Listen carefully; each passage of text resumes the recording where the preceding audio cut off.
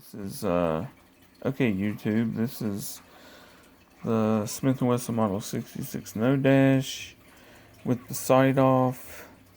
It is a little rusty under there. I am going to replace it with this sight, which is perfect. And I've already got the old one off, as you can see. I'm going to scrub it a little bit, get this rust off, and then put the new sight on. See you in a minute. Alright, peeps, here we go. New sight on. Looks much better. Much better. No rust. Cleaned out underneath the old sight. Got everything off. All the dirt. Tiny bit of, I don't know, rust from this old sight. But, yeah, this one is really, I really like it. It's got a great sight picture. I've also got a white outline sight, but I kind of like the silver. That's kind of, I mean, not silver, but the stainless. Yeah.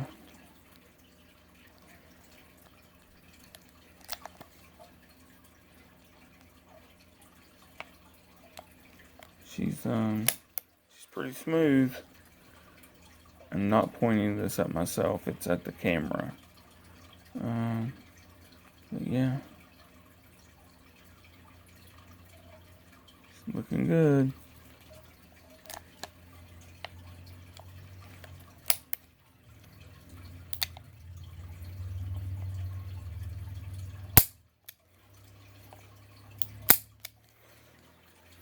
That's much better than this old cruddy piece of junk.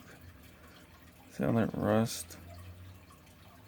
Inside, that's the rust that I was worried about.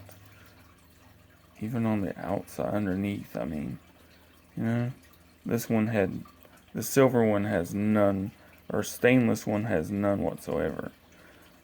And I could have probably took the side apart, you know, unscrewed the whole thing and just, you know, maybe clean the rust out of there. But I got a stainless sight at a great price.